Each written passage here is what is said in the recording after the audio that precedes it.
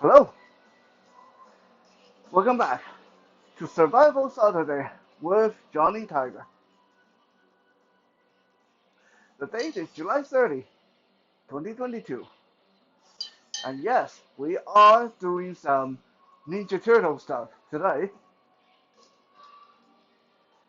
I got asked before, several times actually, you have so many weapons in your training area.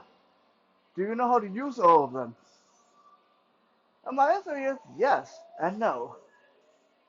Because while my specialty is swords, uh, longsword, European style in more particular. I'm okay with the katana, but I really do prefer the European longsword. Um, and I'm pretty decent with knives. The other stuff, axes and hammer, machete, sticks, and yes, ninja sai. And butterfly sword, don't forget butterfly sword. I know enough about them to uh, teach some basics, and I know how to use them. If I have to use them in self-defense, I know how to use them. But I'm not uh, anywhere near the mastery level that I need to be, especially comparing to my skill with swords and knives. But with that said, I do make sure that whatever weapon that I add to my collection that I want to talk about, I learned at least some uh, rudimentary skills beyond the simple pointy end going to your enemy. I mean, yeah, that's the most obvious. So today I'm going to talk to you guys about these sai, and yes, it is sai, not size, even though there's two of them. Because when you're using Japanese word, you never add s, okay? So it's always katana, not katanas. When you that's just a little uh, thing about the Japanese language. So sai. For those of you who are blind and can't see what I'm holding and don't know what a sai is, it's basically what Raphael uses. Raphael from Ninja Turtle.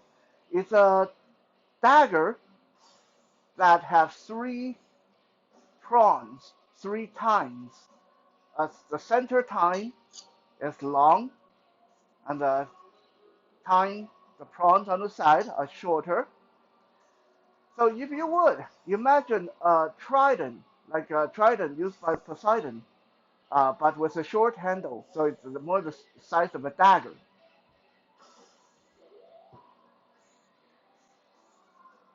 Now, why do I want to talk about these? Because even though these are geeky as hell, mostly because they are over exaggerated, mispresented uh, in so many pop culture, so much pop culture references.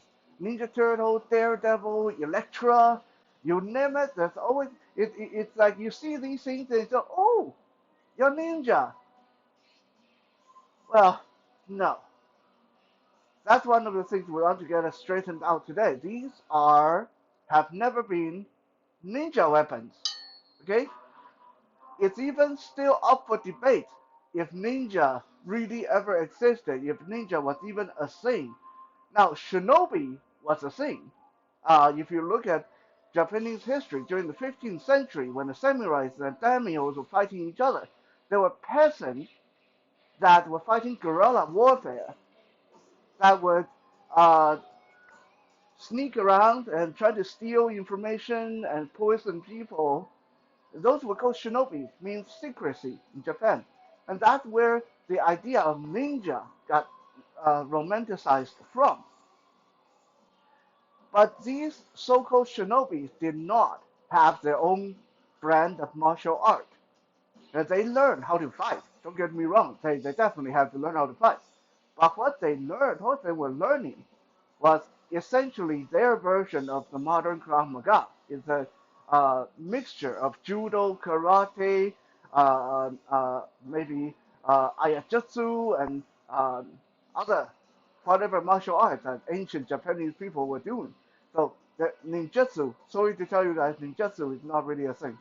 Okay? Now, I'm not talking shit about people who study ninjutsu. I'm sure you guys can fight using what you're learning. But I'm just saying that ninjutsu was not a thing back then. Okay, they, well, we don't know if there were actual ninjas. So if there weren't actual ninjas, there can't be ninjutsu back then. It's just that obvious, right? Anyway, we are getting a little bit off topic.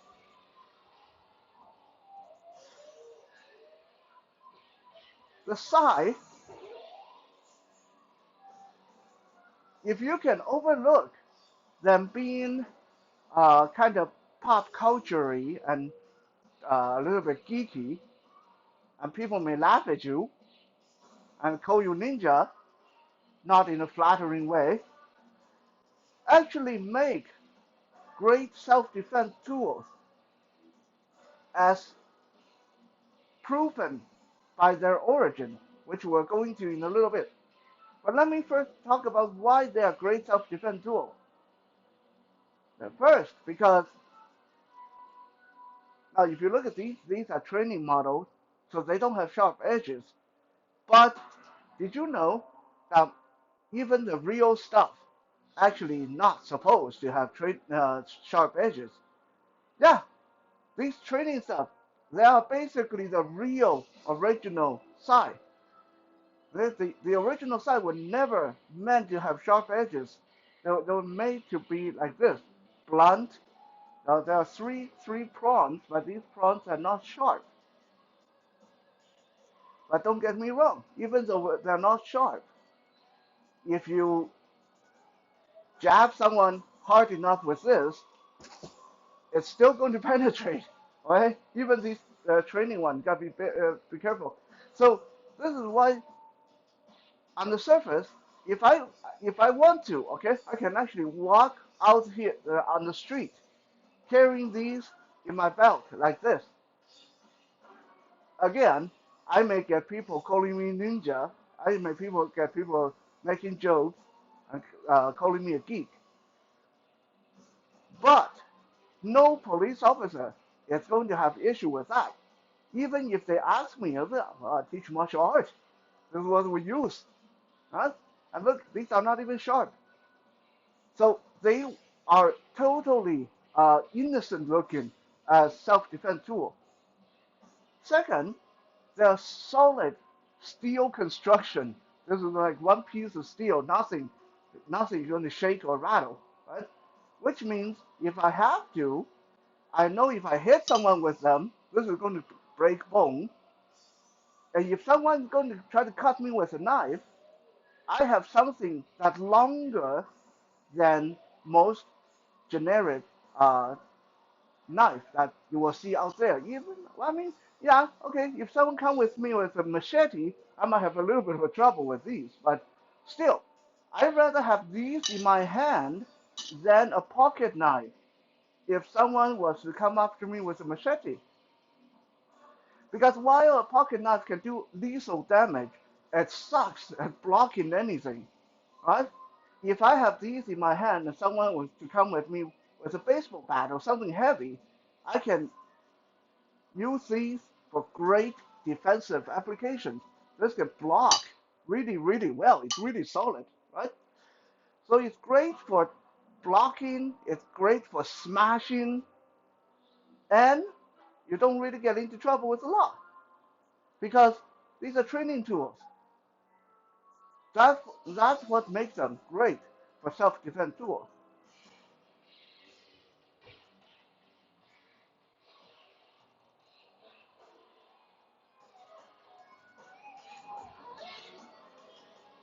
Now, let's talk about a few of the myths we hear about Psi in general, just to do a little bit myth busting on this episode. Number one, Psi was the primary ninja weapon.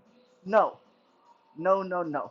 There has been never been any record anywhere that ninjas use these.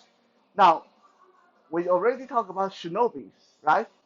Maybe there were some shinobis that were trained and that they prefer to use these for some weird reason. But it's highly unlikely. Let me tell you why. A shinobi was specializing in guerrilla warfare, which means they did a lot of assassination, poisoning, and stuff like that. A sai is a lousy assassination weapon. Okay, it's too big to really fit up a sleeve. It's shaped weird, so you can't really just like conceal it easily. Yeah, if you sharpen this, you can use it like a dagger, and you can stab someone in the back. But if that's the case, why don't you just carry a regular dagger? A sai is primarily designed for defensive fighting, which shinobis were not supposed to be doing. They were supposed to go in, kill someone really quick, and run away really fast. So, which means a sai would be a lousy weapon for it. Now, some people say, well, how about for throwing? We see it in cartoon and movies where they just throw this and they impale someone with it. Again, if you want to do that, if a shinobi wanted to do that, there were much better throwing weapons for that purpose. They didn't need to pick up a weird pair of weapons for that. Okay, so it's very unlikely these were ever uh, purposefully used by anything ninja-like or even samurai-like. Who actually used sai? The sai were originally, and here it comes, the sai were originally brought to Okinawan by Chinese monks in the 14th century, near the end of the 13th century. So I already hear some groans and muttering. You always say it's a Chinese. You already said the butterfly sword was made by Chinese monks. So now you're attributing this Japanese weapon to Chinese weapon, to Chinese monks? Sorry to say, guys, a lot of Japanese stuff did come from China. Karate came from China. Okay, so Sai came from Chinese monks. The monks travel a lot, especially those that go around and try to uh, spread the word of Buddha. So they needed something that they could use as tools and, in a pinch, be used for hammering things, tent stake maybe, into the ground, maybe something that they can use for roasting their vegetable over the fire. Okay, so this was a good a good traveling implement, just like the butterfly sword. Okay, the butterfly sword were made so they could fight people without actually killing them, and they can block. The sai serves the same purpose. If you look at the design of the sai, let me quickly grab one of my butterfly sword so you guys can have a quick comparison. If you look at the butterfly sword construction and the sai, you'll see this basically designed by the same people. Okay, the butterfly sword is a long blade with a forward curving tine on the top.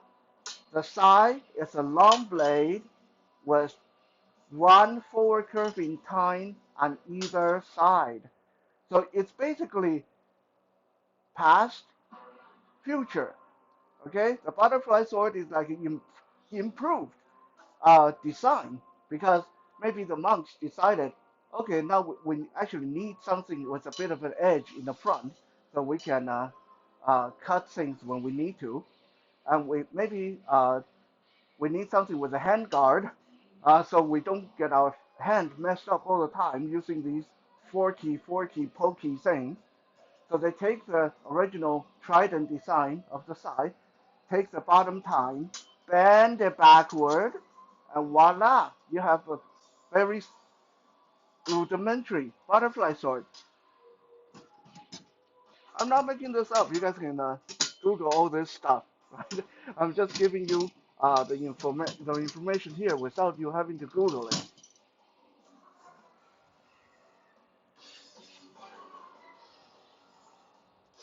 Second, this one I hear all the time, and just yeah, people tell you that sai came from uh, being used as weapon, but they were originally farming implements.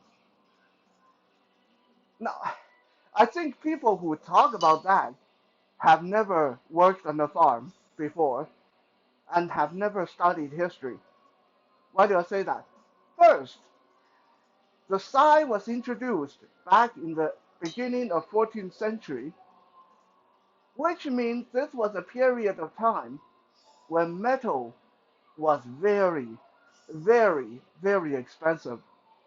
Okay, like back then, metals were so rare that only the most noble, worthy warriors have sword. A lot of other people just have spears. Why? Because spears, you only need the head to be metal, and then the shaft is wood, right? So it's unlikely that these things, it's unlikely that metal was common enough for peasants to be using in their farming implement. Okay, back then you would be lucky if you have a rake or a hoe that have a metal front end. That you don't have enough metal to make sai for every farmer to be using in their farm.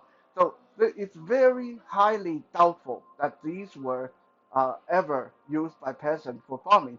That's number one. Number two, why do I say that people who claim that have no idea how farming is?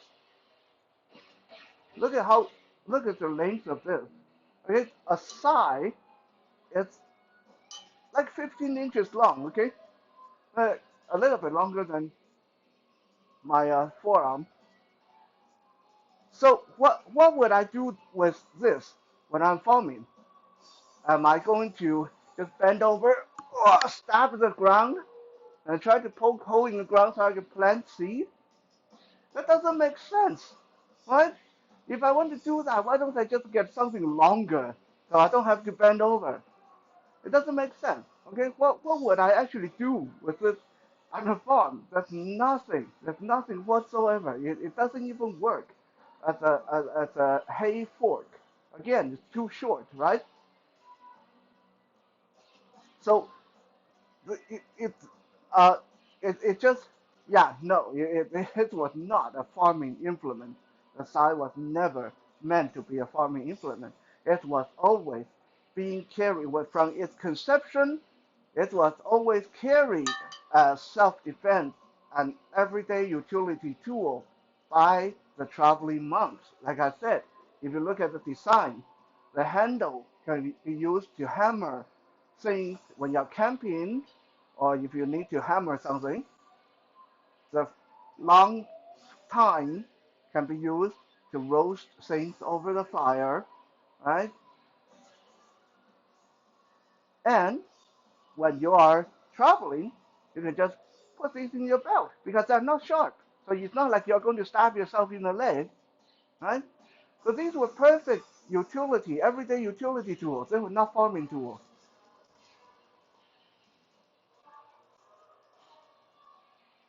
The next myth is the sai was primarily used by Japanese police. Well, yes and no. The Japanese police actually didn't start using these until the 18th century, which means quite modern. So they weren't very popular. They weren't very commonplace until the 18th century. Again, you can check history on that. Okay, and it makes sense because there were so many better things that could be carried. We're talking about a period of time where carrying a sword was perfectly legal, where carrying very big knife was perfectly legal, but carrying bow and arrow was perfectly legal. So why would people go out of their way to carry something that primarily is only good for self-defense, right?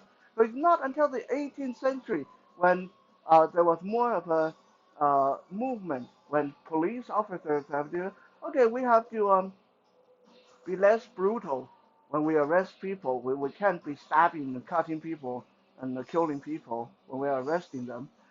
We can't be shooting people with arrows.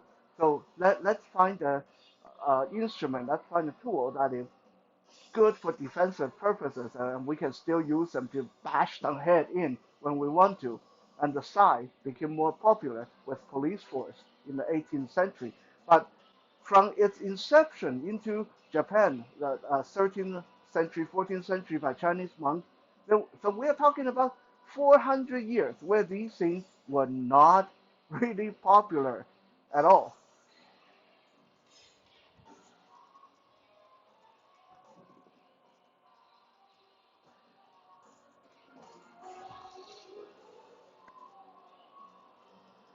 Now let's talk about how you hold these things and how various holds. Uh, There's four ways. Probably more. If you are a Psi master, please. I'm just a beginner. I know a little bit of what I'm talking about. I can use these to defend myself, but uh, just feel free to correct me if I'm holding this wrong or if I don't know, I'm missing some key points of the instruction. So uh, basically, there's four ways to utilize these, right? And there's another myth that I want to debunk, but I want to talk about that shortly when we talk about the form number one. Form number one, by the way, I know those of you who are Japanese history buff, you know like there's individual names for different parts of the side, right? The center tine, the tine on the side, the handle, the cross guard in the middle, they all have their individual name. I know that. I just don't care to use them, right? Okay? I don't want to do an episode where no one knows what I'm talking about. So I'm just going to use the most common language to describe what I'm talking about. I'm not going to go into Japanese jargons and phrases.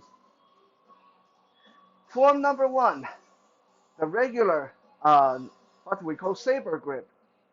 Okay, just like holding a knife. You grab the handle, the tines, the prawns come out the thumb end of your hand, just like holding a knife, right? Now there's two ways of holding this. You can wrap your whole hand around it like this, like I'm holding it now. Or my personal favorite is I'll wrap my index finger over top of the bottom tine, like I'm putting my finger into the trigger guard of a gun. Okay, so this is a modified hold of form number one. I call this the trigger hold.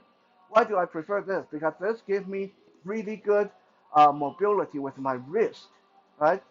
And if I want to, I can let this dangle on my finger and spin it back like that. Okay? So I find this better for transition, but this hold is problematic. If your goal was to use these to snag someone else's weapon or to parry someone else's weapon, because my finger is in there. So if I forget what I'm doing, parry with the wrong side of the thigh, I'm going to get my finger injured, right? So that's a bit of a trade-off. But that is the next myth I'm going to talk about. A lot of people tell you the sai is the ultimate sword breaker. They were made to snag someone's sword and then break the sword. Yeah, sorry to tell you that, but no. There was actually a specific weapon invented called the sword breaker, and it was nothing like this. Why is the sai not really ideal for that purpose. Let me grab one of my training swords so I can illustrate this a little bit better. Someone come at me with a sword. I go, okay, I got my perfect defensive tool, my perfect sword breaker. I'm going to go meet this sword and catch it. Yeah, okay, now I caught it on the tine of my sai. But watch this.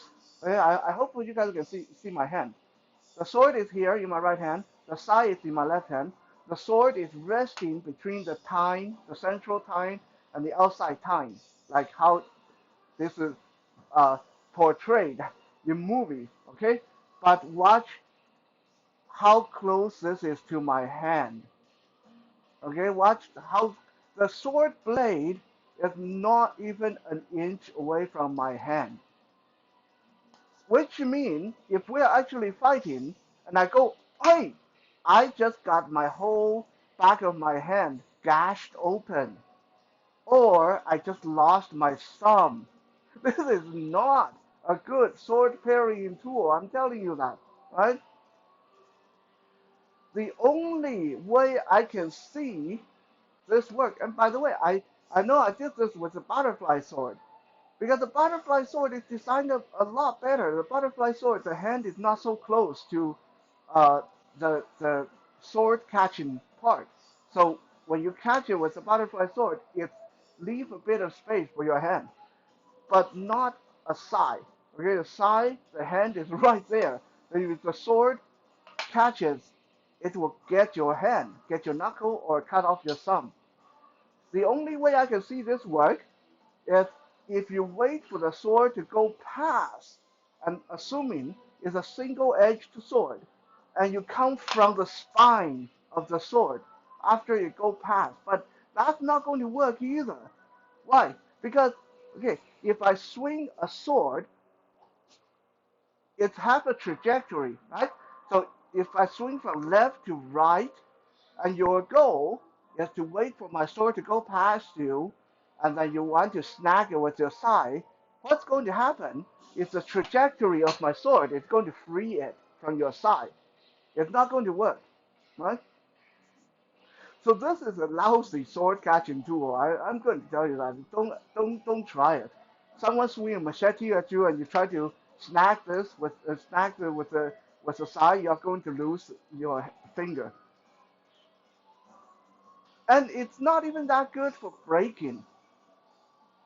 Yeah, I'm sure if someone was to, if you stand here holding a sword and say break it with your side, oh sure, I can do that. I just snag it and then take my other side and I can probably break that. Yeah, but again, think of a live conflict, an actual conflict when someone is actually trying to cut your head off. You're not going to have time to stand there, snag this, make sure the snag is nice and tight, and then get that leverage to break that. Okay, it's going to be so chaotic. It's not. Well, let me rephrase that. I don't think it's uh, the kind of thing that most police officer would be able to pull off, unless you are like a 60-year martial art expert and like you really know your side inside out, left and right, and you can uh, smack a fly out of the air even when you have your eyes closed. And then, yeah, okay, I can see. Maybe you can catch a sword and break a sword with the side, but yeah, for most people, it's not ideal. So okay, why do I say this is good for defensive application? Because luckily for us, most people nowadays don't attack with a katana. Right? You might get a odd machete, but a lot of times it's going to be stick or knife or stuff like that. Which means I don't have to worry if I'm catching a stick. I don't have to worry about it cutting off my finger. I can catch a stick, no problem, and disarm it easily. Okay, so this is great for catching sticks. This is pretty good for disarming knife, but not in the way that people think about. Someone If someone come at me with a knife, I'm like doing this left hand versus right hand thing. It's kind of silly, but that's what happens when you don't have a partner, right? If someone come with me with a knife, would I try to catch it with my side? No. Someone try to come with me with a knife, I just smack the back of their head with a side. They'll drop the knife, right? Because my side is longer than their knife.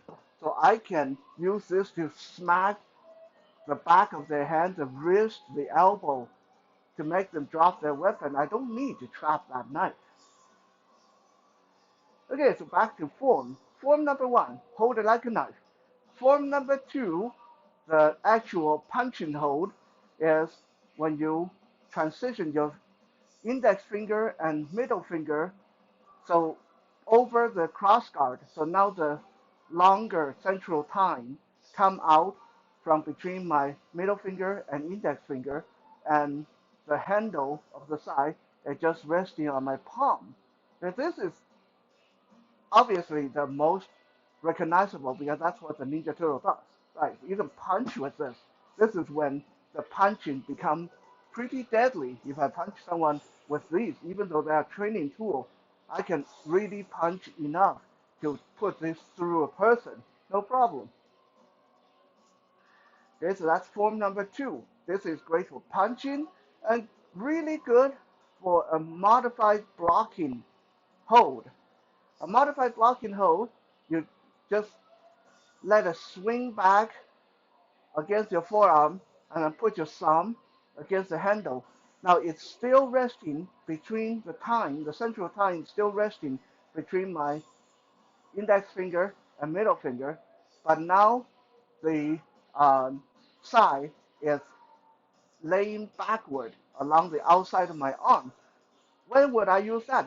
If I'm in a conflict and someone suddenly swing from the side and I don't have time to turn to deal with that. So I just swing the side out so it lay against my forearm, outside my forearm. That will hopefully dampen the attack long enough for me to change my grip again, turn and deal with the threat. So from grip one, holding it like a knife, transition finger forward to punch and hold. From form number two, we'll then transition again to commando hold. So we are going to spin this up so that now held in the commando style, and with my thumb and index finger wrapped over the base of the handle, base of the hilt, so the cross guard will prevent this from sliding through my grip. So now I can do back slashes, driving it down into someone's leg, elbow check somebody, hammer fist, and I can still punch relatively okay with this hold. Okay, that's form number three, is a commando hold. Now, some people do the commando hold like a regular knife, where they just hold onto the handle and with these things upside down. Nothing's wrong with that, okay? You can totally do that.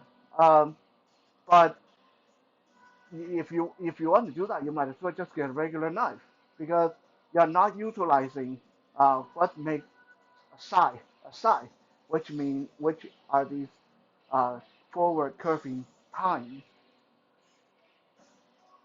So from form number one, holding it like a knife, to form number two, punching forward, to form number three, commando, driving it down. Now we go to form number four, which is the most aggressive way to use a sai, and it's so obvious and so unrefined that it's actually kind of funny, but it's very effective. Form number four, you just grab the longer tine and hit them with the handle. Okay, the handle of the sai is the most damaging part because it's super solid. This is like almost 1 pound of solid steel. Okay, if I hit someone over the head with this, it's going to break a skull, right? So that's form number four. I just grab onto the longer tine and smash. Use these like screamer sticks. From form number 4, we transition back into form number 1, holding it like a knife. So now I'm ready for parrying and some slashing, stabbing. Although remember, these are not sharp, so that's not what they're made for. But if I want to wait for the person to move so I can hit them on the wrist, this is form number 1 is the ultimate move for that because the weight is mostly in my hand. This longer forward time hardly weighs anything, which means I can maneuver this really, really quickly. Okay, it's really light, right? And from this, again, form number 2, stabbing, punching, to form number 3, driving it down commando style, to form number 4, smashing them over the head, back to form number 1.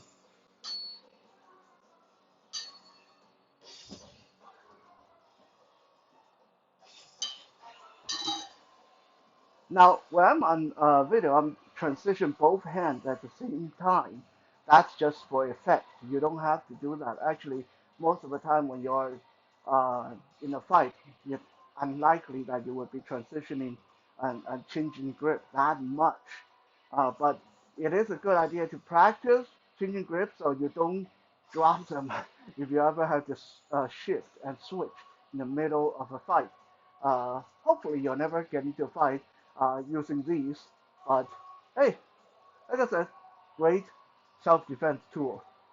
Thank you for checking out today's episode. I'll be back again tomorrow for some Soul Search Sunday. For now, have a good night.